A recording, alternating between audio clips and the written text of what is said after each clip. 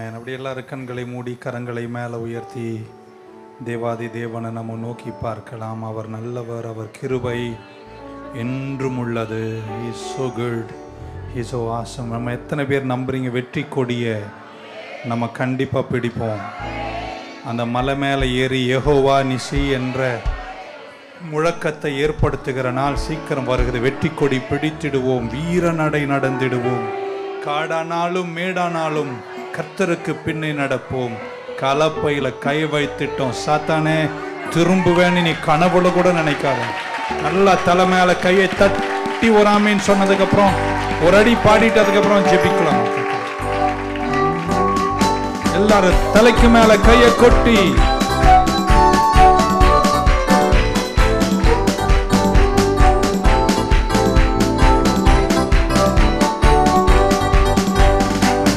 கோடி பிடித்திடுவோம், நம்ம வீர நடை நடந்திடுவோம். வெற்றி கோடி பிடித்திடுவோம்.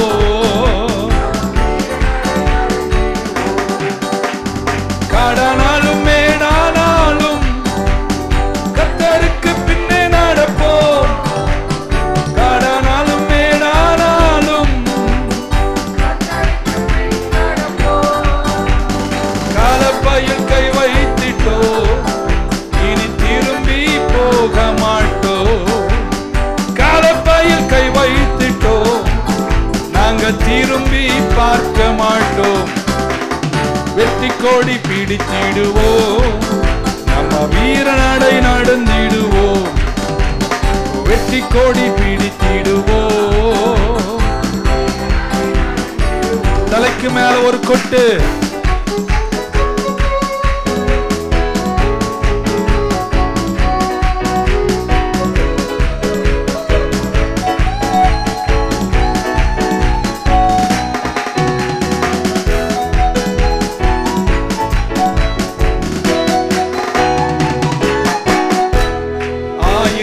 துன்பம் வந்தாலும் அணுகாது அணுகாது.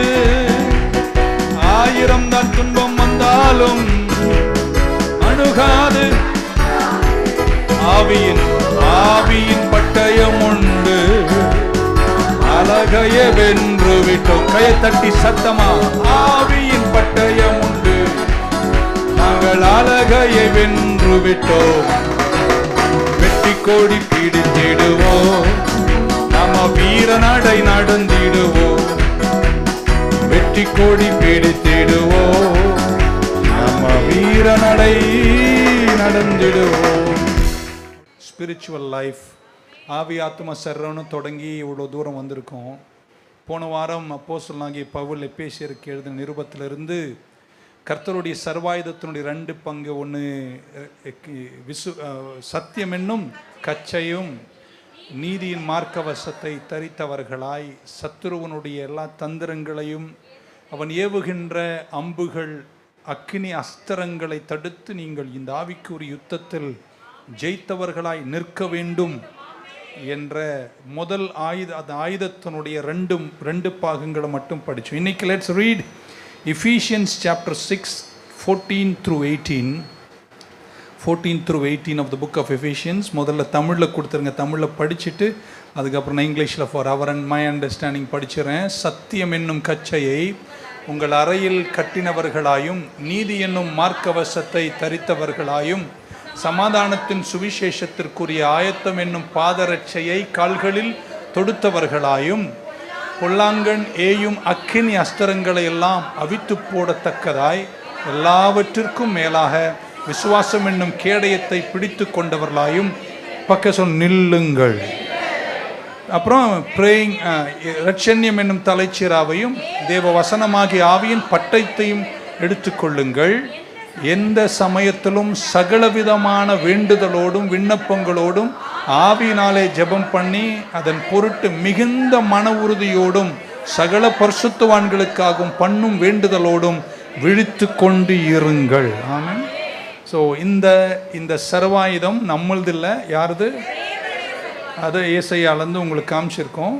ஸோ நம்ம போடுற பெல்ட்டு பேண்டெல்லாம் இல்லை, சர்வாயுதம் கர்த்தருடையது. 6 ஐட்டம் இருக்குது இந்த சர்வாயுதத்தில், 6 ஐட்டம்ஸ். ஸோ கடைசியில் சொல்கிறாரு எல்லா விதமான ஜெபத்தாலும் வேண்டுதல்களாம். பைபிளில் பாருங்கள் எப்பவுமே ஜெபம் பண்ணுங்கன்னு தான் சொல்லிட்டு இருக்காங்க. 15-16 வசனத்தில் இங்கிலீஷில் படிக்கிறேன், 15 and 16. And your feet shod with the preparation of the gospel of peace. சுவிசேஷத்தினுடைய சமாதானத்தினுடைய ஆயத்தம் என்னும் பாதரட்சை. இங்கிலீஷில் பாருங்கள் ஷார்டுன்னு போட்டிருக்கு, எனக்கு அது தெரியல. யுவர் ஃபீட் ஷார்ட் அப்படின்றார், அங்கே ஷூன்னு சொல்லவே இல்லை, இது தரிக்கணும்னு சொல்கிறார் பாதத்திற்கு என்று சொல்லப்பட்டிருக்கு. ஸோ போன வாரம் பெல்ட்டை பார்த்தோம், சத்தியம், சத்தியத்தில் நில்லுங்க. இது கான்டெக்ஸ்ட் என்னென்னா ஆவிக்குரிய யுத்தம். இதில் நம்ம ஜெயிக்கணும்னா என்ன வேணும்? சத்தியம் வேணும். அதை முதல்ல சொல்கிறார், சத்தியம். 2 நீதி என்னும், உங்கள் நீதி, ஏன் நீதி, மாமா நீதி எல்லாம் கிடையாது. யாருடைய நீதி? தேவனுடைய நீதி. அது உங்களுக்கு கால்வரியில் கிடைத்தது, உங்களுக்கு சொல்லியிருக்கும். இன்றைக்கி நம்ம பார்க்குறது ரொம்ப ரொம்ப இந்த சர்வாயுதத்தில் ரொம்ப முக்கியமான ஒன்று. நீங்கள் சுவிசேஷம் அப்படின்னு சொல்லியிருக்கு, காஸ்பல்னு சொல்லியிருக்கு. ஆக்சுவலாக குட் நியூஸ் என்ற வார்த்தை அங்கே பயன்பட, நற்செய்தி. ஆமென். Good news or the gospel, அதனுடைய ரெடினஸ்க்காக, அதனுடைய ஆயத்தத்துக்காக நீங்கள் என்ன செய்யுங்க, இந்த சர்வாயுதத்தில் உங்கள் பாதங்களை நீங்கள் பாதரட்சன் சொல்லலைனாலும், இந்த டிரான்ஸ்லேஷனில் நிறைய டிரான்ஸ்லேஷன் ரெஃபர் பண்ண ஷூன்னு போட்டிருக்கு, தமிழ்லையும் பாத ரக்ஷன்னு போட்டிருக்கு. So readiness to announce the good news or the gospel என்று சொல்லியிருக்கு. ஸோ இந்த ஆயுதத்தில் அதனுடைய ஃபங்க்ஷன், நீங்கள் நிற்கணும். ஒரு போர் வீரன் நிற்பதற்கு அவனுக்கு தேவை அந்த பாத ரக்ஷை. ஸோ இங்கே பெல்ட்டு, அப்புறம் பிரஸ்ட் பிளேட்டு, ஷூவு, அப்புறம் ஹெல்மெட்டு அப்படின்னு சொல்லப்படுகிறது. இங்கே ஷூன்னு இந்த டிரான்ஸ்லேஷனில் சொல்லலைனாலும், சாண்டல்னு சொல்லனாலும் ஃபங்க்ஷன் சொல்லியிருக்கு. நீங்கள் நிற்கணும் அப்படின்றார். இதை அணிந்து கொண்டு நிற்கணும் அப்படின்னா நீங்கள் பாதரட்சை தொடுத்தவர்களாய் நிற்க வேண்டும். நான் சில படங்கள் எல்லாம் ஆராய்ந்து பார்த்தேன்.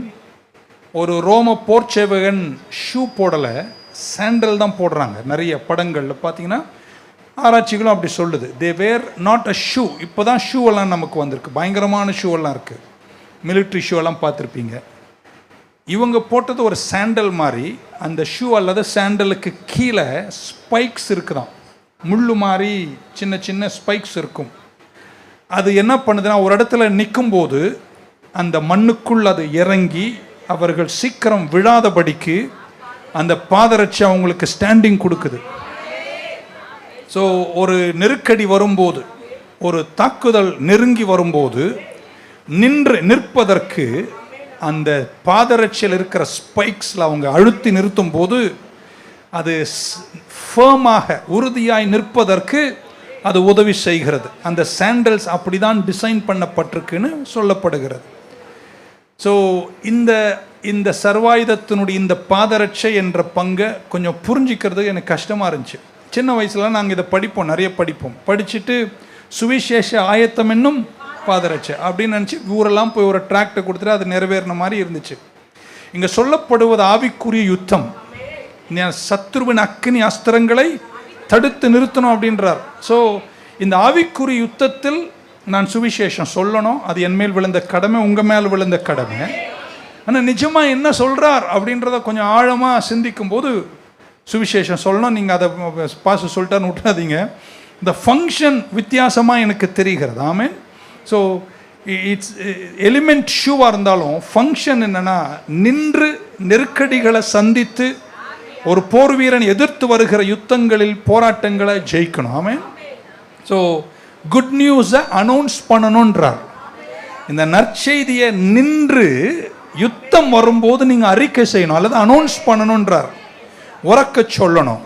ஸோ இது சுவிசேஷம் அறிவிப்பது மட்டுமல்ல, சுவிசேஷத்தை அறிவிக்கும் பங்கில் யுத்த வீரனாய் நிற்கிற நீங்கள் இந்த பாதரட்சியை தொடுத்தவர்களாக ஒன்றை உறக்க சொல்ல வேண்டும் அப்படின்றத நாங்கள் புரிஞ்சுக்கிறேன். இதை புரிஞ்சுக்கணும்னா கண்டிப்பாக இதுக்கு இணையான ஒரு வசனத்தை பைபிள் தந்தாதான் அது நிரூபிக்கப்பட வேண்டும். Bible interprets Bible. ஆமீன். என்னுடைய சொந்த வியாக்கியானங்களை நான் என்ன செய்யக்கூடாது, சொல்லக்கூடாது. ஏசாயா 52:7 52:7 இப்படி வாசிக்கிறோம். How beautiful upon the mountains are the feet of him that bringeth good tidings, that publisheth peace, that bringeth good tidings of good, that publisheth salvation, that saith unto Zion, thy God reigneth. தமிழ்ல படிக்கிறேன், சமாதானத்தை கூறி நற்கிரியைகளை சுவிசேஷமாய் அறிவித்து. இப்ப 2 வசனம் கோர்வையா வந்துச்சாங்க. Okay, so சுவிசேஷமாய் அறிவித்து ரட்சிப்பை பிரசித்திப்படுத்தி உன் தேவன் ராஜரீகம் பண்ணுகிறார் என்று சியோனுக்கு சொல்லுகிற சுவிசேஷனுடைய பாதங்கள் மலைக்கு மேல் ஓடி வருகிறது. அது எவ்வளவு அழகாயிருக்கின்றன. ஸோ இது ரெண்டையும் சிமிலாரிட்டிஸ் பார்க்கிறேன். ஃபீட்டு பாதங்கள், 2 குட் நியூஸ் நற்செய்தி, 3 சமாதானம். இந்த 3 முதல்ல வருது. இது 6:15 எபேசியரில் சொல்லப்படுகிறது. ஸோ 2 வசனங்களும் நமக்கு ஒரு கோர்வையை தருகிறது. ஸோ ஏசாயா என்ன சொல்றாரு? To the one who is make proclamation. ஒருத்தர் ஓடி வருகிறாராம். எதுக்கு வருகிறாராம்? ஒரு விஷயத்தை அனௌன்ஸ் பண்ண வருகிறார். கவனமா நீங்க கேட்டா உங்க ஆவிக்குரிய யுத்தம் ரொம்ப நல்லா இருக்கும். ஒரு மலை மேல ஒரு தூதன் ஓடி வருகிறான். என்ன ஓடி வருகிறான்? ஒரு குட் நியூஸ் அனௌன்ஸ் பண்ண வருகிறார். ஒரு வெற்றியினுடைய செய்தியை அறிவிப்பதற்கு ஓடி வருகிறான். A runner making announcement. நான் அப்படிதான் பார்க்கிறேன். மலையின் மேல், ஆமென், beautiful upon the mountains at the feet of him that bringeth good tidings. நற்செய்தியை ஓடி கொண்டு வருகிறான் அப்படின்னு வாசிக்கிறோம். ஸோ எபேசியர்ல வாசிக்கும் போது ஓடுகிறான் என்று சொல்லவில்லை, நிற்கிறான். நான் 3 முறை நில்லு நில்லு நில்லுன்றார். we are talking about spiritual warfare. okay, so எபேசியர் ஏசாயா 52:7 ஓடுகிறான், எபேசியர் 6:15 நிற்கிறான். 2 பேரும், ஒருத்தர் ஓடுறாரு, ஒருத்தர் நிற்கிறார். ஓடுறவரும் என்ன செய்யறாரு? நற்செய்தியை அனௌன்ஸ் பண்றாரு. நிற்கிறவரும் என்ன பண்றாரு? சுவிசேஷம் ஆயத்தம் என்னும் பாதரட்சை தொடுக்கிறார். கவனிக்கணும். ஸோ பேக்ரவுண்ட் பார்த்தா சிமிலரா இருக்கு. ஸோ என்ன நடக்குது? ஏசாயா 52 நான் இப்படி யோசிக்கிறேன். பழைய காலங்கள், பூர்வ காலங்கள், ஏன்ஷியன்ட் டைம்ஸ், ஒரு யுத்தம் நடக்கும் போது அந்த யுத்தத்தில் வெற்றி பெற்ற பின்னாடி, ஜெயிச்ச பின்னாடி, எல்லாம் சொல்லுங்க, ஜெயிச்ச பின்னாடி, ஜெயிச்சதுக்கு அப்புறம் ஒரு போர் வீரன் ஓடி போவான். மலை மேல ஓடி போகிறான். எதற்கு? அவன் பாதங்களை கொண்டு ஓடி போகிறான். எதற்காக? யுத்தத்தை நாம் ஜெயித்து விட்டோம் என்று அறிவிக்க போகிறான். அந்த கான்டெக்ஸ்ட் பாருங்க. சோ ஏசாயா அங்க போய் நின்று சொல்லுகிறான், கர்த்தர் எங்களுக்கு ஒரு நற்செய்தியை சொல்ல வந்திருக்கிறோம், சால்வேஷனை பப்ளிஷ் பண்ண வந்திருக்கிறேன். என்னவென்றால் சீயோனில் எங்கள் தேவன் ஆளுகை செய்கிறார் அப்படின்னு சொல்ல வருகிறார். ஆமென். அப்படின்னா எங்க சத்ருவை நாங்க ஜெயிச்சிட்டோங்க, யுத்தம் வெற்றியா மாடிச்சு, நாங்க ஜெயிச்சிட்டோம். சிலர் என்ன பார்க்கறது பார்த்தா ஜெயிக்காத மாதிரி, ஜெயிச்சிட்டோம் அப்படின்னு சொல்லுவதற்கு மலை மேல ஓடி வருகிறான். எப்படி ஓடுவான்? பாதங்கள் என்று சொல்லியிருக்கு. ஆமென். ஃபீட்னு சொல்லியிருக்கு, குட் டைடிங்ஸ் சொல்லியிருக்கு, சால்வேஷன் சொல்லியிருக்கு, வெற்றி அனௌன்ஸ் பண்ணுகிறான். ஆமென். சோ ஏசாயா சொல்லும்போது ஓடி வருகிறான். எதை கொண்டு வருகிறான்? வெற்றி பெற்ற பின்னாடி ஓடி வருகிறான். To announce the good news. எபேசியர் சொல்றாரு நிற்கணும்ன்றார். 3 முறை என்ன சொல்ற? நில்லு நில்லு நில்லுன்றாரு. நின்று அறிக்கை செய்யணும்ன்றார். ஒருத்தர் ஓடி வந்து அறிக்கை செய்கிறார். அது எப்ப செய்யறாரு? யுத்தம் முடிஞ்சதுக்கு அப்புறம். ஒருத்தர் நின்று அறிக்கை செய்கிறாரு. ஆமென். 2 பேரும் என்ன செய்யறாங்க? அனௌன்ஸ் தான் பண்றாங்க. ஒருத்தர் ஓடி வந்து அனௌன்ஸ் பண்றாரு, அதுவும் நற்செய்தி. ஒருத்தர் நின்று கொண்டு அனௌன்ஸ் பண்றாரு, அதுவும் நற்செய்தி. இருக்கீங்களாங்க? சொன்னதே சொல்றீங்களே, அப்பதானே உங்களுக்கு புரியும். இது எங்க ஆவிக்குரிய யுத்தத்திற்கு என்ன கனெக்ஷன் அப்படின்னு நீங்க பாத்தீங்கன்னா, எபேசியர் 6ல மற்ற எல்லா சர்வாயுதத்தை விட நான் நம்புகிறேன் இது ரொம்ப முக்கியம். போன வாரம் அதான் சொன்னீங்க பாஸ்டர், இன்னைக்கு இது ரொம்ப முக்கியம். ஆமென். I think this is the most important of all. எபேசியர் 6னுடைய கான்டெக்ஸ்ட்ல அந்த நிக்கிற போர் வீரனுடைய எஃபர்ட் என்னன்னா, பெல்ட் கட்டியிருக்கான், கச்சையை கட்டியிருக்கான், கச்சையில நிற்பதில்லை. தலைச்சீரா போடுறான், தலைச்சேல மேல யாரும் நிக்கிறது இல்லை. மார்க்கவசத்தை தரிச்சிட, மார்க்கவசத்துல யாரும் நிக்கிறது இல்லை. எதுல நிக்கிறாங்க? பாதரட்சியில தாங்க நிக்கிறாங்க. சோ நிந்து ஜெயிக்கணும்னா எல்லாம் முக்கியம், அதை விட இது ரொம்ப முக்கியம். உங்க பாதரட்சை ரொம்ப முக்கியம். எல்லாரும் ஹெல்மெட்ல தலைகீழ நிக்கிறீங்க. போர் வீரன் எதில் நிக்கிறான்? பாதரட்சை நிக்கிறான்.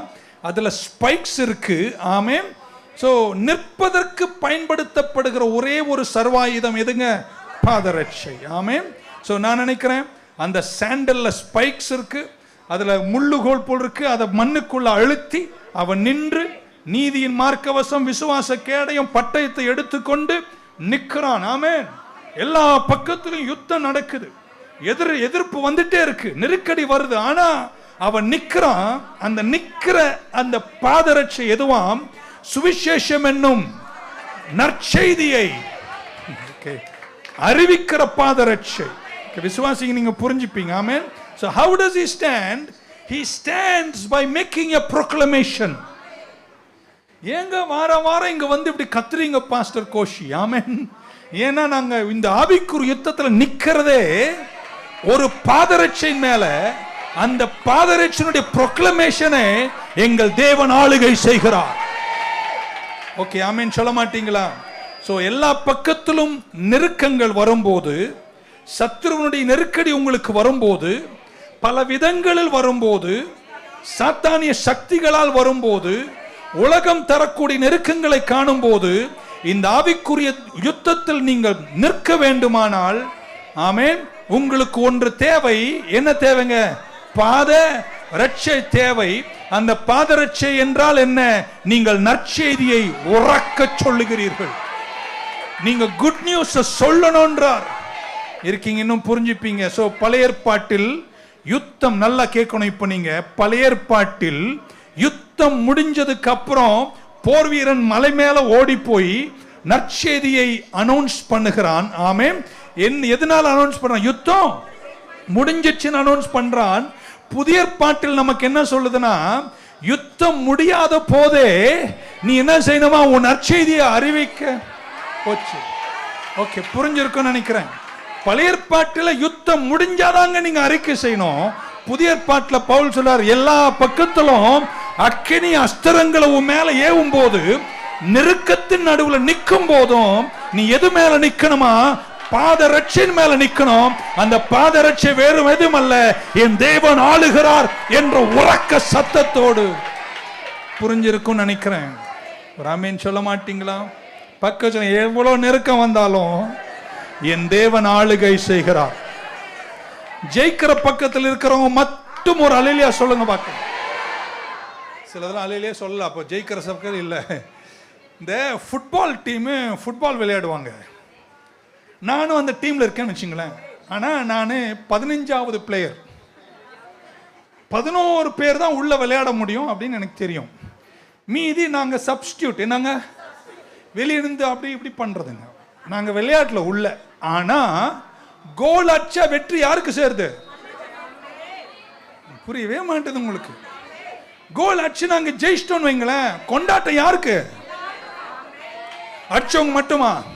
அவரு கொஞ்சம் தூக்குறாங்க, கொஞ்சம் சுமந்துக்கிறாங்க, கொஞ்சம் மாலை போடுறாங்க. ஓகே, ஆனா அந்த கும்பல்ல யாருக்கா? நீங்க பெரிய ஆளோ சின்ன ஆளோ, நீங்க எந்த பக்கத்துல இருக்கீங்க? இப்படி வச்சுக்கலாமா? நான் முதல்ல விளையாடிட்டு இருந்தேன், கொஞ்சம் அடிபட்டு போய் உட்கார்ந்து இருக்கேன். காலு கொஞ்சம் முட்டியெல்லாம் தேஞ்சு போய் உட்கார்ந்து இருந்தா கூட, அடிப்பட்டவனா இருந்தா கூட, எங்க டீம் ஜெயிச்சா நானும் ஜெயிச்ச மாதிரிதான். புரிஞ்சிருந்தா நீங்க ஆமீன் சொல்லியிருப்பீங்க. மீண்டும் ஒரு முறை உங்கள் புரிதலுக்காக, பழைய ஏற்பாட்டில் யுத்தம் முடிஞ்சதுக்கு அப்புறம் தான் மலை மேல வந்து அவனுடைய நற்செய்தியை அனௌன்ஸ் பண்ணுகிறார்கள். நீங்களும் நானும் யுத்தம் முடிஞ்சதுக்கு அப்புறம் அல்ல, யுத்தம் நடந்து கொண்டு இருக்கும் போதே பாதரட்சியை தொடுத்து நீங்க நிற்கிறீர்கள். காரணம், நீங்கள் அறிக்கை செய்கிறீர்கள். புரிஞ்சிருந்தா ஒரு அல்லேலூயா சொல்லுங்க பார்க்கலாம். In spiritual warfare we do not wait till the end to declare victory. ஆமென். பலவித யுத்தங்களையும் பலவித நெருக்கடிகளையும் வாழ்க்கையில சந்திக்கும் போது எப்படா தீரும் அன்னைக்கு போய் சர்ச்சில் அல்லேலூயா சொல்லலாம்னு நீங்க இருக்க கூடாது. நெருக்கடிகளுக்கு நடுவில் நின்று கொண்டு நீங்கள் சொல்ல வேண்டும், என் தேவன் அரசாட்சி செய்கிறார். ஹalleluya. சோ சத்துரு எதுக்கு வருகிறான்? உங்களை கீழே தள்ள வருகிறான். நெருக்கங்கள், பிரஷர், வாழ்க்கையில பிரஷர்னு ஒன்று இருக்கு பாருங்க, நெருக்கடி. ஆமென். அது உங்களை கீழே தள்ளும் போது, பொருளாதார வீழ்ச்சிகள் உங்களை கீழே தள்ளும் போது, சரீர பாடுகள் உங்களை கீழே தள்ளும் போது, ஒன்னு சொல்லட்டுமாங்க, இப்படிப்பட்ட நெருக்கங்கள் வரும்போது நிற்பதை விட படுப்பது தான் நல்லதா?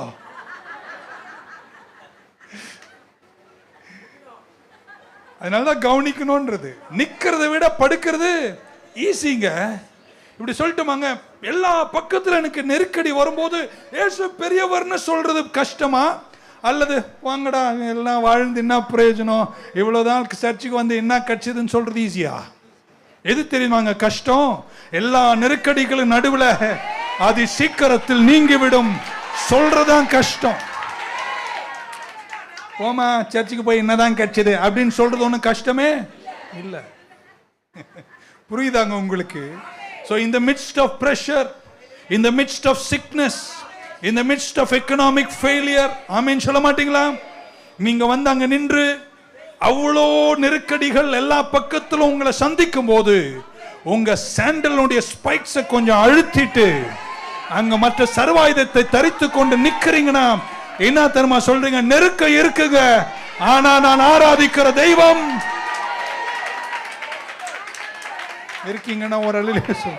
So we stand by announcing and making a declaration. Amen. That's how we stand in spiritual warfare. பக்க சொல்லுங்க, எவ்வளவு நெருக்கம் வந்தாலும் நான் ஒன்று மட்டும் தான் சொல்லுவேன், இயேசுவே ஆண்டவர், அவர் ஆளுகை செய்கிறார், அவர் கைவிட மாட்டார், அவர் என்னை மன்னித்தார், நான் மன்னிக்கப்பட்டவன், அவர் எனக்காய் மரித்தார், நான் அவருக்குள் பிழைத்திருக்கிறேன், அவர் உயிர்த்தெழுந்தார், நானும் உயிர்த்தெழுவேன், அவர் என்னை விடுவித்தார், நான் விடுதலை வீரன், அவர் என்னில் வாழுகிறார், ஆகையால் உலகத்தில் இருப்பவனை காட்டிலும் எனக்குள்ள இருக்கிறவர் பெரியவர், என் நோய்களை சுகமாக்கினார், நான் சுகமானேன், கிறிஸ்து என்னை ஆசீர்வதித்தார், நான் ஆசீர்வாதமாய் இருப்பேன், அவர் எனக்காய் தரித்திரானார், நான் ஐஸ்வர்யமாய் இருப்பேன், அவர் உன்னதங்கள் வீற்றிருக்கிறார், நானும் அவரோடு வீற்றிருப்பேன். எப்ப இத சொல்வீங்களா? யுத்தம் முடிஞ்ச பின்னாடி பழைய ஏற்பாட்டில் சொன்னார்கள், நீங்கள் யுத்தம் முடிஞ்ச பின்னாடி சொல்லக்கூடாது, யுத்தத்தில் நீங்கள் பாதரட்சியை பிடித்துக் கொண்டு சொல்ல வேண்டும், நான் ஆராதிக்கிற தெய்வம். பக்கத்துல எதுவுமே நடக்கலங்க, எல்லா பக்கத்திலும் கஷ்டங்க, ஆனா நான் ஆராதிக்கிற என் ரட்சகர் சொல்வீங்களா? அவர் பள்ளத்தாக்கின் நீலி புஷ்பம், சாரோனின் ரோஜா, 10,000 சிறந்தவர், நேற்றும் இன்றும் என்றும் மாறாதவர் சொல்வீங்களா?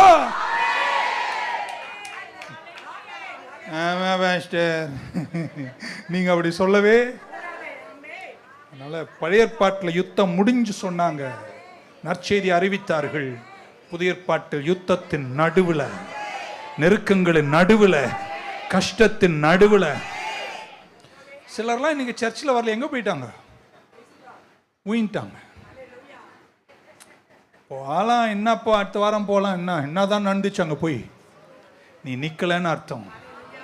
வந்தவங்களாம் யார் தெரியுமா? நெருக்கடி இருக்கு, எல்லா பக்கத்துலையும் கஷ்டம் இருக்கு, ஆனா அந்த 2 ஷூவை கொஞ்சம் அழுத்திட்டு விசுவாச கேடயத்தை எடுத்து அப்படி நிக்கிறீங்க. எப்பக்கம் நெருக்கப்பட்டும் நாங்கள் ஒடுங்கி போவதில்லை. இருக்கீங்களா?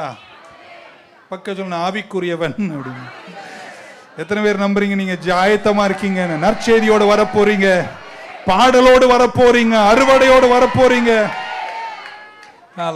பக்க சொல்ல, இந்த யுத்தத்துல நான் தோற்க மாட்டேங்க, பாடலோடும் வெற்றியோடும் ஆராதனையோடும் ஜெய கோஷத்தோடும் திரும்ப வருகிறேன். சொல்லல, இன்னொரு வாட்டி சொல்லுங்களேன், இந்த யுத்தத்துல நான் தோற்க மாட்டேங்க, சீக்கிரத்துல ஜெயத்தோடு பாடலோடு வெற்றியோடு திரும்பவும் வருகிறேன். யுத்தம் வரும்போது உங்கள் பாதரட்சை தொடுத்தவர்களாய் நீங்க ஒரு பெரிய அனௌன்ஸ்மெண்ட் பண்ணணும். Declare your victory. ஆமென்.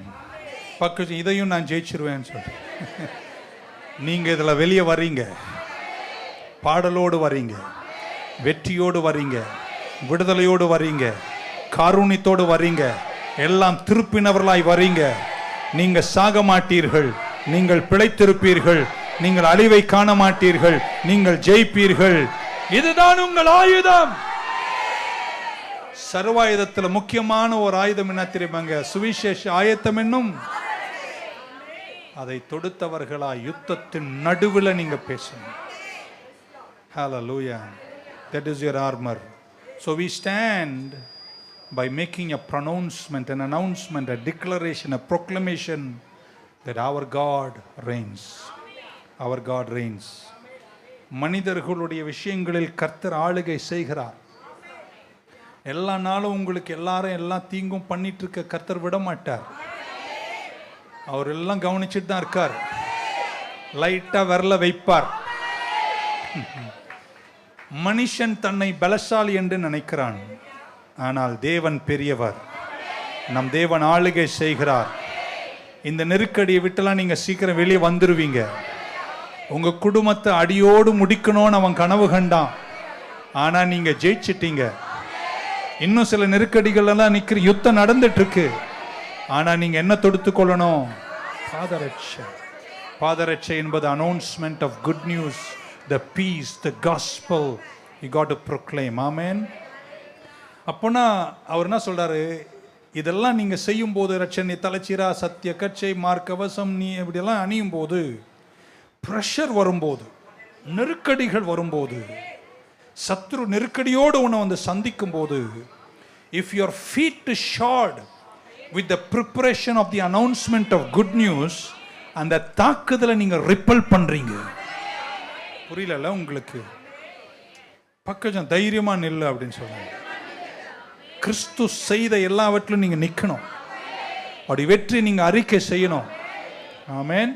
துரைத்தனங்கள், அந்தகாரங்களோடு நமக்கு போராட்டம் இருக்கு. அதனால சத்தியம் என்னும் கச்சையை அறையில் கட்டி, நீதி என்னும் மார்க்கவசம் தரித்து, வெற்றி, அது யுத்தம் தீர்வதற்கு முன்பாகவே, யுத்தத்தின் நடுவிலேயே. நீங்க யாரும் ஷூவை கழட்ட கூட, கழட்டினவங்க தான் இன்னைக்கு காணும். ஷூவை கழட்டிட்டேன்னு அர்த்தம் முடிஞ்சிச்சுரா அந்த அப்படி வாழக்கூடாதான். நீங்க சுவிசேஷ ஆயத்தம் என்னும் பாதரட்சை. பக்கத்தில் நான் ஒரு வாரம் சர்ச்சுக்கு வர ஆள் கிடையாதுங்க. இது யுத்தம், ஆவிக்குரிய யுத்தம். நீங்கள் அதில் நடுவில் என்ன செய்ய வேண்டும்? நிற்க வேண்டும். நல்லா என்னுடைய வாழ்க்கை, நம்ம வாழ்க்கை எல்லாருமே புரிஞ்சு கொண்டவங்க. டாக்கிங் டிஃபீட் நல்லா கேட்கணும். ஏன்னா சப்ஜெக்ட்ல இருக்கும். Talking defeat is the easiest thing in life. ஒரு மனிதனுக்கு நெருக்கடிகள் வரும்போது தோல்வியை பேசுறது ரொம்ப ஈஸிங்க. ஆனால் நெருக்கத்தின் உச்சத்தில், ஹீட்டில், ப்ரெஷரில் நிற்கும் போது வெற்றியை பேசுவது தான் கஷ்டம். ஆனால் நீங்கள் சத்துருவின் தாக்குதலை எதிர்த்து ஜெயிக்கணும்னா உங்களுக்கு இந்த பாதரட்சை அனௌன்ஸ் பண்ணணும். பக்கத்தில் நான் ஆராதிக்கிற தெய்வம். நீங்கள் இந்த உலகத்தில் வரக்கூடிய எல்லா வெளிவரக்கூடிய செய்திகளுடைய ஆடிட்டை நம்ம உட்காந்து பண்ணால், அந்த ஆடிட்னுடைய முடிவு என்னங்க? நிறைய என்ன, உங்களால் ஜெயிக்க முடியாதுன்னு சொல்லும் செய்திகள் தான் ஏராளம் இருக்கும்போது, நெருக்கடி நிறைஞ்ச இந்த உலகத்தில் கர்த்தருடைய விசுவாசியாய் நிற்கிற நீங்க இந்த ஆவிக்குரிய யுத்தத்தில் ஜெயாளிகளாக அந்த கரை போய் சேரும் வரைக்கும் சத்ருவை ஜெயித்து உயர்ந்தோங்கி நிற்க வேண்டுமானால் உங்களுக்கு ஒரு ஆயுதம், சர்வாயுதம் ரொம்ப அவசியம். சுவிசேஷ ஆயத்தம் என்னும் பாதரட்சை. பக்கம் நான் விழமாட்டேன்னு சொல்லு. ஏன்னா நான் என்ன அணிஞ்சிருக்கிறேன்? பாதரட்சை. அந்த பாதரட்சையில் என்ன இருக்கு? ஸ்பைக்ஸ் இருக்கு. நான் அதை அழுத்தி நிற்கிறேங்க. அந்த பாதரட்சையினுடைய வேலை என்னங்க? அதனுடைய ஃபங்க்ஷன் என்னங்க? Announce the good news. எல்லா பக்கத்திலும் நெருக்கடிக்கு நடுவில் சொல்லணும், நான் சாகாமல் பிழைத்திருந்து கர்த்தருடைய செய்கைகளை விவரிப்பேன். இம்மட்டும் உதவின எபினேசர் இனியும் எனக்கு உதவி செய்வார். என்னை அவர் கைவிட மாட்டார். என் தேவன் ஆளுகை செய்கிறார். அவர் ஒருவரே தெய்வம். Amen. Proclaiming God's word in the battle is a hard thing. Everything tells you you lost the battle, but God's word alone says you are winning this battle. Proclaim that. Discipline yourself. உங்களை நீங்க ஒழுங்குபடுத்தி நின்று கொண்டு இந்த சுவிசேஷ சத்தியத்தை நீங்கள் அறிவீங்கள். அப்பொழுது நீங்கள் அவனுடைய அக்கினி அஸ்திரங்களை என்ன செய்வீர்கள்? தடுத்து நிறுத்தி. So this is a very crucial armor of a believer. 3 பேரை தட்டி சொல்லுங்க, பாதரட்சையை தொடுத்துக்கொள். ஒரு போர் வீரன் இதெல்லாம் போட்டுக்கிட்டு பாதரட்சியை போட்டானா என்ன அர்த்தம்? நிற்கிறான்டான்னு அர்த்தம். அந்த பாதரட்சை நாங்க அனௌன்ஸ்மெண்ட். பக்கத்தில் அந்த சிஸ்டர் கிட்ட பேசும்போதே புரிஞ்சுக்கலாம், நிற்கதான் படுத்திருக்காங்க. பாதரட்சை தொடுத்தவங்க சர்ச்சில் வரும்போது பிரைஸ் லார்ட், பிரைஸ் லார்ட், எப்படி இருக்கீங்க சிஸ்டர், ஏதோ அப்படின்னா அது பாதரட்சை ஆயத்தமா இல்லை. அது கையை கொடுத்தன பிரைஸ் லார்ட், எப்படி இருக்கீங்க, கஷ்டமா இருக்கான கர்த்தர் பெரிய வரணும் அப்படின்னு சொல்லுதுன்னா என்ன அர்த்தம்? அது ஜெயிக்கிறதுக்கு ரெடியா இருக்குன்னு. ஜெபிக்கும் போது அப்படியே எல்லாரையும் ஆசீர்வதிச்சுட்டு உங்க நேரம் தந்து ஏழைய கொஞ்சம் பார்ப்பா அனௌன்ஸ். 3 பேரை தட்டி சொன்ன, என்னுடைய தேவன் ஆளுகை செய்கிறார். நம்பர் 2, அதுக்கப்புறம் சொல்ல அடுத்த வசனம் 16.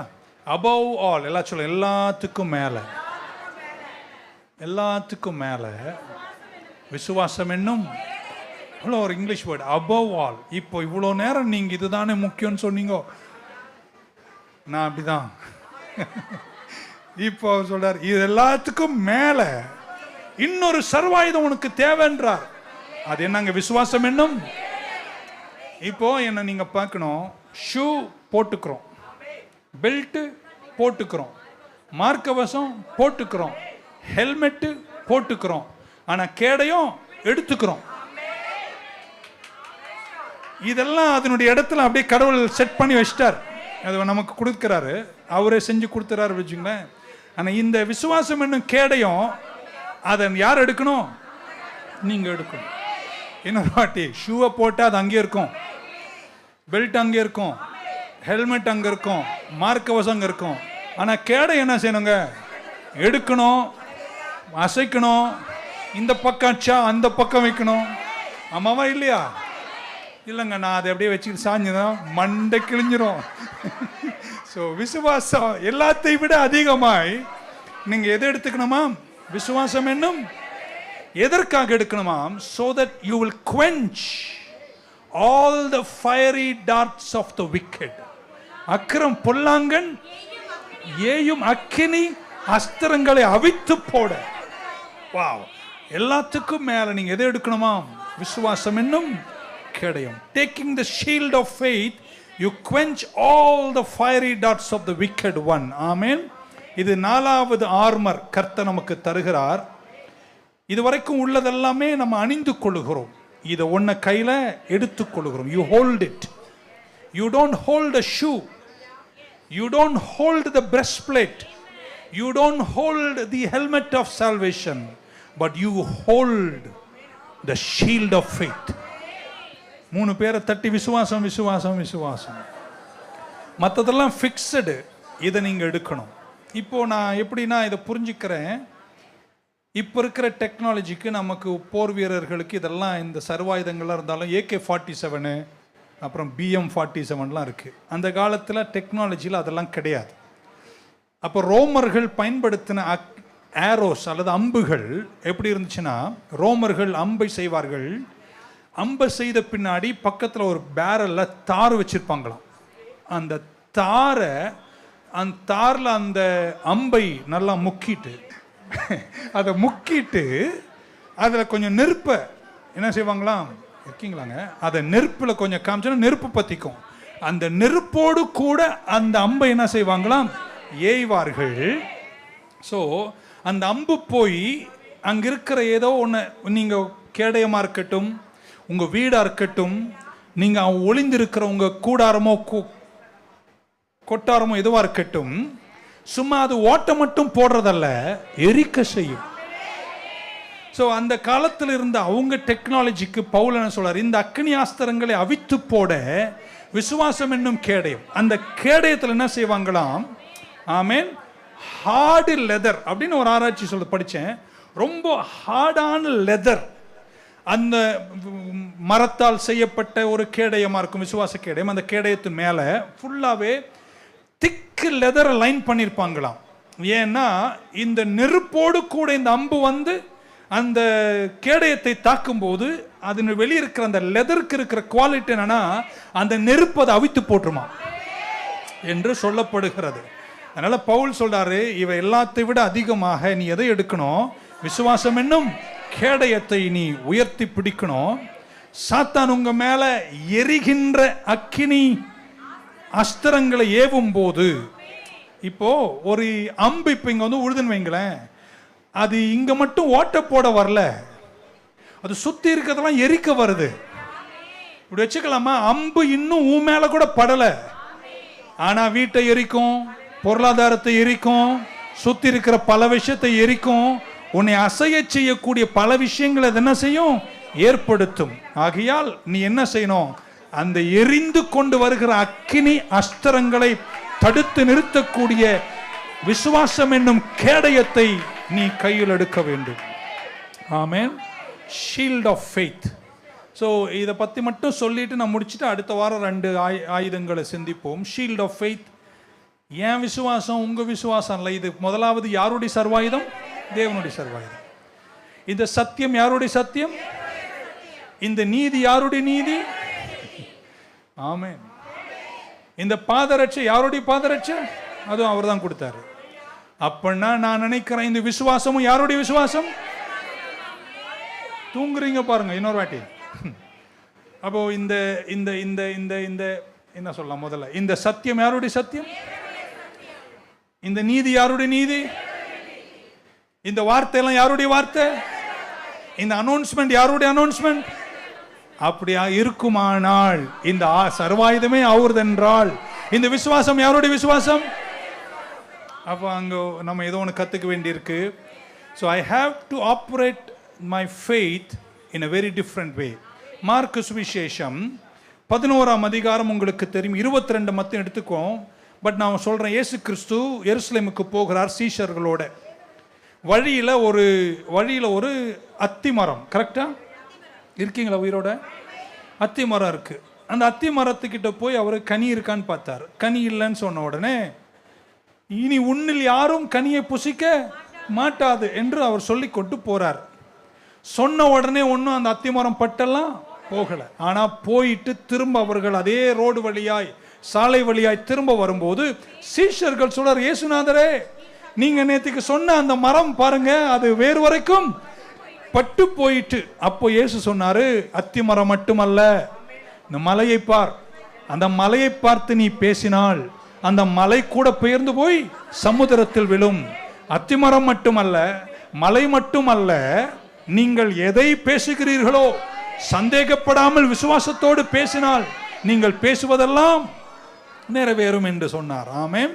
So 22ஆம் வசனத்தை படிக்கிறேன். For verily I say unto you, and Jesus answering saith unto them, have faith in God. English தெரியலாம் கடை சொல்ல, have faith in God.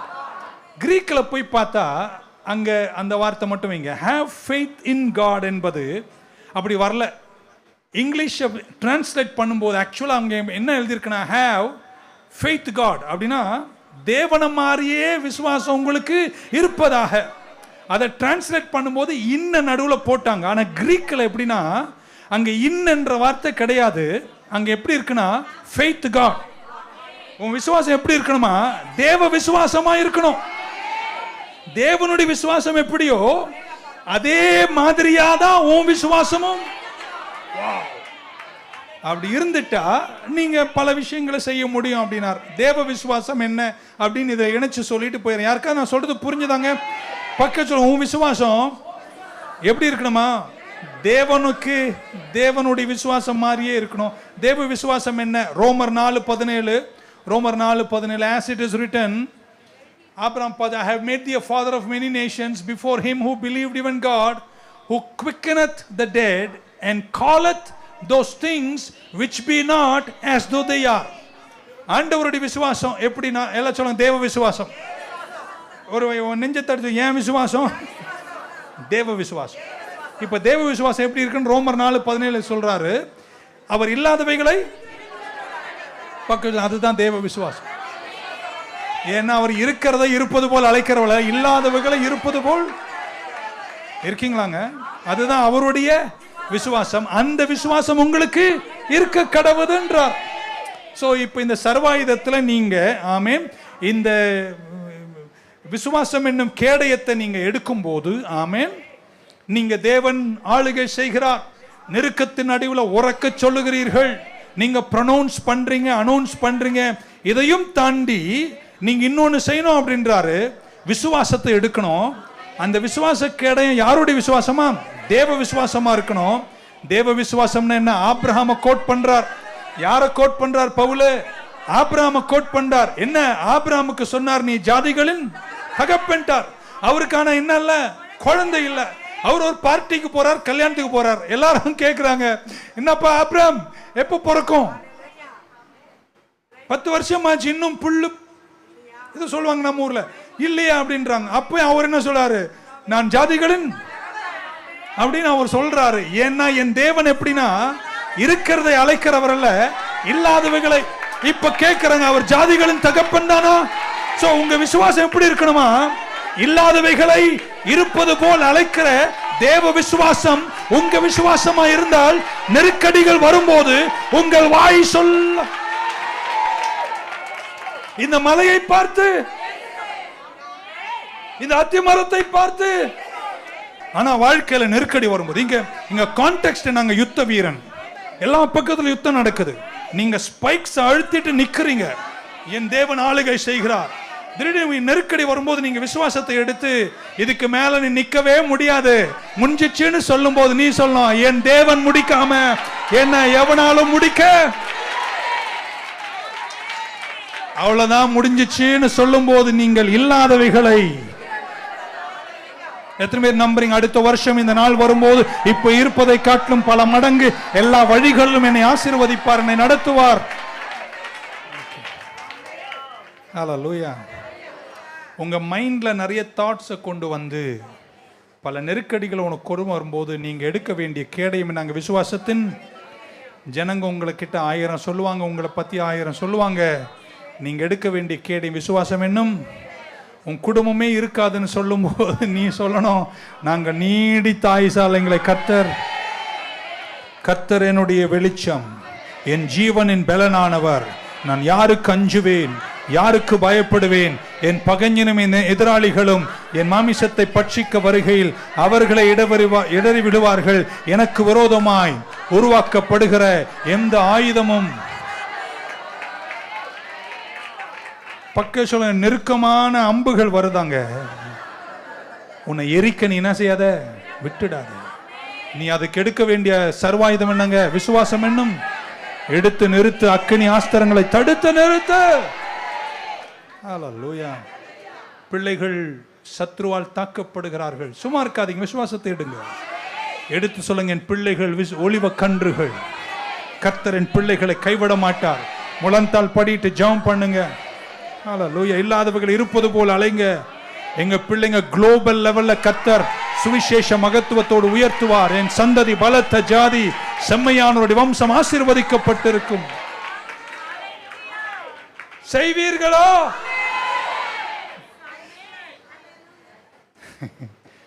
தேசமே பொருளாதாரத்தில் விழும்போது நீங்க சொல்லணும், ஈசாக்கின் தெய்வம் என்னை அவர் வர வர நாங்க வாரோம். Hallelujah. So I close. There is war. There is destruction. There are so many things happening. But I stand in my shoes, in my sandals. I lift up the shield of faith. And I declare and I pronounce and I announce, my God reigns. My God reigns. No weapon will prosper. I will make it, I will overcome. நான் வாழல தலையா இருப்பேன். இந்த நெருக்கத்தில் நான் விழமாட்டேன். எவ்வளவு pressure இருந்தாலும் நான் நிற்பேன். நான் விசுவாசத்தோடு நிற்பேன். இப்படிதான் இந்த ஆவிக்குரிய யுத்தத்தை நீங்கள் செய்ய வேண்டும் என்று அப்போஸ்தலனாகிய பவுல் சொல்லுகிறார். யாராவது வந்து உங்களை ஏதாவது சொல்லி உங்க இதயத்தை சோர்வடை செய்யும் போது அவங்களுக்கு ஏத்த மாதிரி நீங்க பேசாதீங்க. பைபிளை கையில் எடுங்க. சொல்லுங்க, இதான் சத்திய கச்சையை அறையில் கட்டி நான் நீதியின் மார்க்க வசத்தை தரித்து சுவிசேஷ ஆயத்த பாதரட்சை தொடுத்து விசுவாசம் என்னும் கேடை. நீங்க சொல்லும், ஒரு முறை சொன்னார், 2 முறை கேட்டேன், வல்லமை கர்த்தருடையது.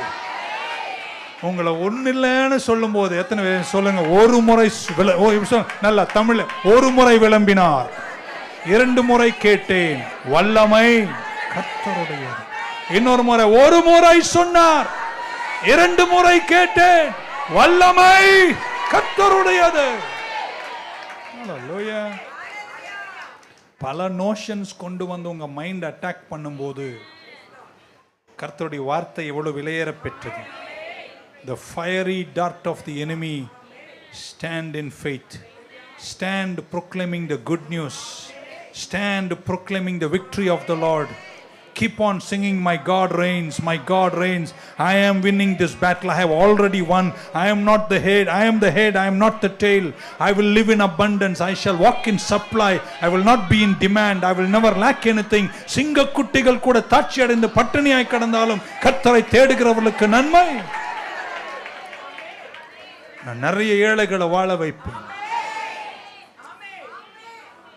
நெருக்கடிக்கு நடுவில் கூட என் செல்வங்கள் நலமாயிருக்கும். கர்த்தரனை கைவிட மாட்டார். ஸோ above all, நீங்க விசுவாசம் என்னும் கேடயத்தை எடுத்துக்கொண்டு இந்த யுத்தத்தில் நிற்கணும். உங்களை பார்த்தே நீங்க நிறைய விஷயம் சொல்லணும்.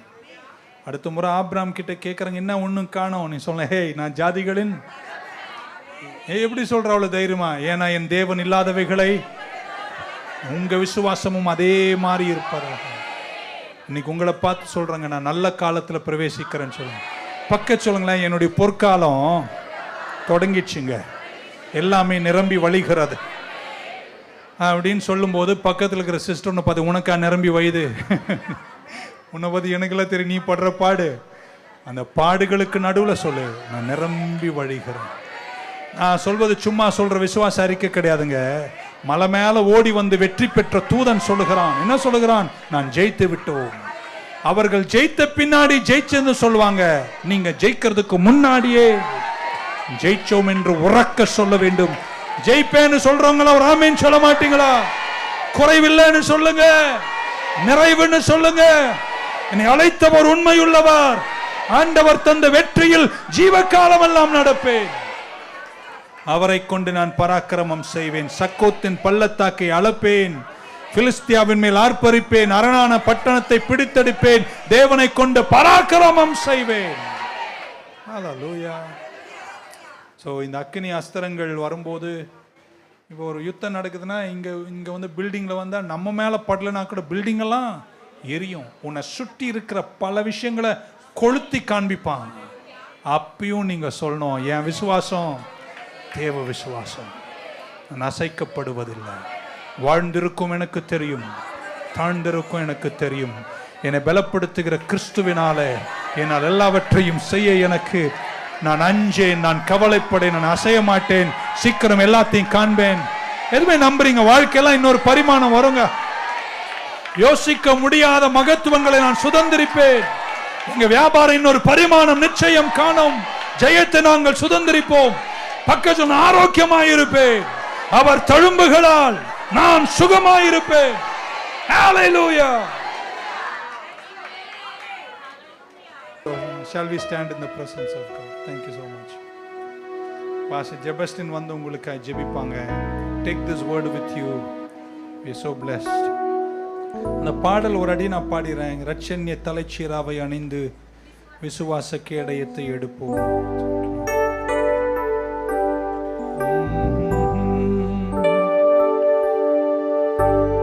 கிறிஸ்துவின் சேனை வீரர்கள் நாம் என்றும் கிறிஸ்துவுக்காய் சேவை செய்திடுவோம்.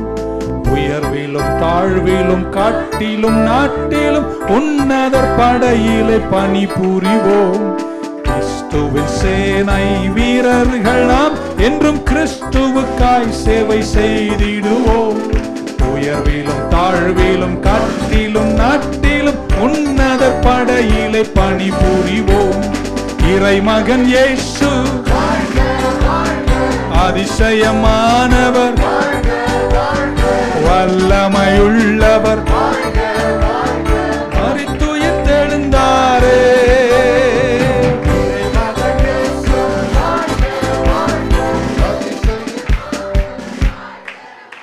இவ்வளோ நேரம் சோல்ஜரை பத்தி தான் படிச்சோம்.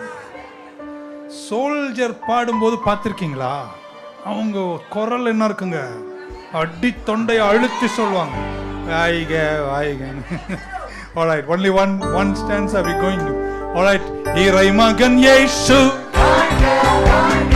அதிசயமானவர், வல்லமையுள்ளவர், மரித்துயிர்த்தெழுந்தாரே. இறைமகன் இயேசு அதிசயமானவர், வல்லமையுள்ளவர், மரித்துயிர்த்தெழுந்தாரே.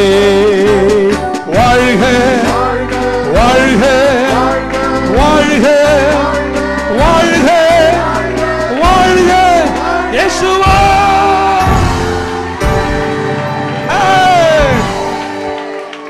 இது போர் வீரன் மாதிரி பாடு. இன்னொரு அடி. சத்திய கச்சையை அறையினில் கட்டிய நீதியின் மார்க்கவசம், ஆயத்த பாத ரட்சையை தொடுத்து விசுவாச கேடயத்தை பிடிப்போம். சத்திய கச்சையை அறையினில் கட்டிய ஆயத்த பாத ரட்சையை தொடுத்து விசுவாச கேடயத்தை பிடிப்போம். இறைமகன் இயேசு அதிசயமானவர், வல்லமையுள்ளவர், மரித்துயிர்த்தெழுந்தாரே. இறைமகன் இயேசு அதிசயமானவர், வல்லமையுள்ளவர், மரித்துயிர்த்தெழுந்தாரே. வாழ்க வாழ்க வாழ்க வாழ்க வாழ்க இயேசுவா. நல்ல கையை தட்டி ஒரு அஞ்சாமே. ஹல்லேலூயா. பாஸ்டர் ஜெபஸ்ட்.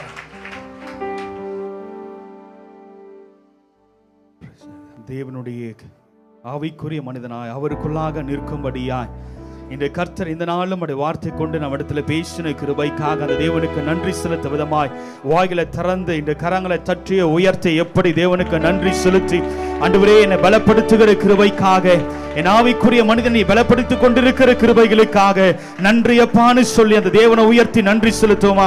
ஆண்டவரை கேட்ட வார்த்தை நாங்கள் விட்டுவிடாத வண்ணம் அது நிலைத்திருக்கும்படி ஆண்டவரை இந்த 2 ஆயுதங்களை ஆண்டவரை நாங்கள் இன்னும் எங்களை புதுப்பித்துக் கொள்கிறோம் ராஜா. நாங்கள் புதுப்பித்துக் கொள்கிறோம்.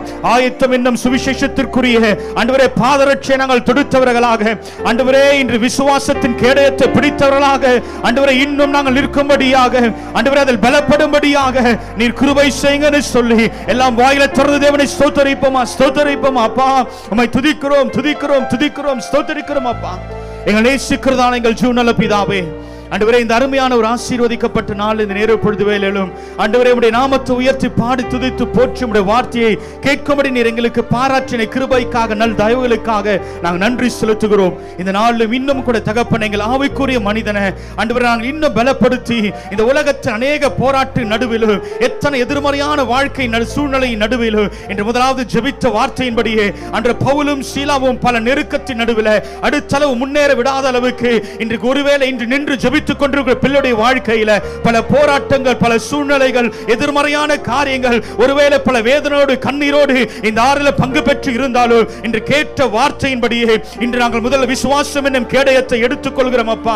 அன்று நாங்கள் விசுவாசிக்கிறோம். இல்லாதவர்களை இருக்கிறதை போல அழைக்கிற தெய்வமே, உம்முடைய விசுவாசத்தின்படியே இப்போது நாங்கள் நம்பி சொல்கிறோம். பல துன்பத்தின் நடுவிலும், பல வேதனை நடுவிலும், பல எதிர்பார்ப்புகள் நடுவிலும், பல தோல்வியின் நடுவிலும் என்ன காரியம் எதிர்நோக்கி ஜெபித்துக் கொண்டு இருந்தாலும் என்ன விண்ணப்பங்கள் நடுவில் இருந்தாலும் இப்பொழுதே கூட ராஜா இப்பொழுதே சமாதானத்தை கூறுகிற அந்த விசுவாசத்தின் கேடயத்தை பிடித்துக் கொண்டு ஆண்டவரே போராட்டத்தின் நடுவிலும் துன்பத்தின் நடுவிலும் சமாதானத்தை பிரசங்கிக்கிற வார்த்தையாக நாங்கள் பேசுகிறோம். என் தேவன் நீ சகலவற்றையும் ஆளுகிறவராக, எங்களுக்காக யுத்தம் செய்கிறவராக, எங்களுக்கு ஜெயத்தை கொண்டு வருகிற தெய்வமாய் இதோ வெற்றியின் படையில உம்முடைய படை வீரர்களாக நாங்கள் நிற்கிறோம் அப்பா. நீ ஜெயத்தை கொண்டு வரும்போது அந்த ஜெயத்தினுடைய பிள்ளைகளை நீ அகமகிழச் செய்ய போற கிருபைகளுக்காக நாங்கள் நன்றி செலுத்துகிறோம். இனி என்ன எதிர்மறையான காரியங்கள் வீசிக்கொண்டிருந்தாலும், என்ன புயல்கள் வீசிக்கொண்டிருந்தாலும் இப்பொழுது நாங்கள் பேசுகிறோம் இயேசுவின் நாமத்திலே எல்லா புயல்கள் அமைதலாகட்டும் அப்பா, எல்லா காற்று அமைதலாகட்டும். இவர்கள் சேர வேண்டிய கரையை சேதம் இல்லாமல் நீ நன்மையின் பாதையிலே சேர செய்ய போற கிருபைகளுக்காக நாங்கள் நன்றி செலுத்துகிறோம் அப்பா. இன்று நன்மையான காரியங்கள் நடக்க செய்வீராக ராஜா. இல்லாதவர்கள் இருக்கிறப்ப அழைக்கிற தெய்வமே, இன்று உடைய பிள்ளைகள் ஜெபிக்கிற வேளையில என்ன காரியத்தை நோக்கி இல்லாத நேரத்தின் நடுவிலோ இதோ கர்த்தரை விசுவாசித்து இப்பொழுது ஜெபிப்பார்கள் என்று சொன்னார். அன்றைய கண்கள் காணல, காதுகள் கேட்கல, ஆனால் கூடிய சீக்கிரம் அதை பார்க்க போற செய்ய போற கிருபைக்காக, அதை சாட்சி சொல்ல செய்ய போற கிருபைகளுக்காக நாங்கள் நன்றி செலுத்துகிறோம் அப்பா. அன்றைய இந்த விசுவாசத்தை ஒரு நாள் ஆண்டவரே தேவனுடைய விசுவாசத்தை நாங்கள் விட்டு விடாத வண்ணம் ஆண்டவரே இந்த சமாதானத்தை என்றும் கூறுகிற, இந்த ரட்சிப்பை கூறுகிற நீரே மெய்யான தெய்வம் என்று ஆண்டவரே உம்முடைய நாமத்தை உயர்த்துகிற, நீரே ஆளுகிறவர், நீரே பெரியவர் என்று இந்த விசுவாசத்தோடு கூட இது அறிக்கை விட்டு விடாமல் நாங்கள் புலம்பங்களை பேசுகிறோம் அல்ல, விசுவாசத்தை பேசுகிறவர்களாக ஆண்டவரே ஜெபிக்கிற ஒவ்வொரு ஜெபங்களுக்கும் நன்மையான பதிலை பெற்றுக்கொண்டு பிள்ளைகளை உயர்த்தி அழகு பார்க்கபடியா நாங்கள் ஜெபிக்கிறோம். கூடிய சீக்கிரம் பல நன்மையான காரியங்களை உடைய பிள்ளைகளுடைய வாழ்க்கையில கற்றிட போகிறீரே, அதற்காக நன்றி ராஜா. பொல்லாங்க நேகிற எப்படியாப்பட்ட அக்னியாஸ்திரங்களா இருந்தாலும் அது இயேசு நாமத்தில் வாய்க்காமலே போகட்டும் ராஜா. இந்த விசுவாசத்தை ஒரு நாளும் விட்டு விடாமல் அதை தாங்கி பிடிப்பதற்கான ஒரு கிருபை இந்த நாளில் உடைய பிள்ளைகளுக்கு தந்தரலபடியா நாங்கள் ஜெபிக்கிறோம். தொடர்ந்து பொறுப்படுத்திக் கொள்ளுங்கப்பா, ஆசீர்வதிங்க. ஒவ்வொரு நாளும் உடைய கிருபையா நடத்தும்படியா நாங்கள் ஜெபிக்கிறோம். நாளை நடக்கிற ஒவ்வொரு ஆராதனையிலும் என் ஆவியானவரின் அசைவாட போற கிருபைகளுக்காக, உடைய வார்த்தை கொண்டு பேச போற கிருபைகளுக்காக அதற்காக நாங்கள் நன்றி செலுத்துகிறோம். தொடர்ந்து பொறுப்படுத்திக் கொள்ளுங்க, ஆசீர்வதிங்க, வழிநடத்துங்க. அன்றைய இயேசு கிறிஸ்துவின் ஜெபிக்கிறோம் எங்கள் ஜீவனுள்ள நல்ல பிதாவே. அனைவரும் சேர்ந்து சொல்வோம். என் ஆத்துமாவே கர்த்தரை ஸ்தோத்திரி, என் உள்ளமே அவருடைய பரிசுத்த நாமத்தை ஸ்தோத்திரி. என் ஆத்துமாவே கர்த்தரை ஸ்தோத்திரி, அவர் செய்த சகல உபகாரங்களையும் மறவாதே. ஆமென். நம்முடைய ஆண்டவராகிய இயேசு கிறிஸ்துவின் கிருபையும் பிதாவாகிய தேவனுடைய அன்பும் பரிசுத்த ஆவியினருடைய அன்னுடைய ஐக்கியமும் வழிநடத்த பாதுகாப்பும் இன்றும் சதா காலங்களிலும் நாம் அனைவரோடும் கூட இருப்பதாக. ஆமென்.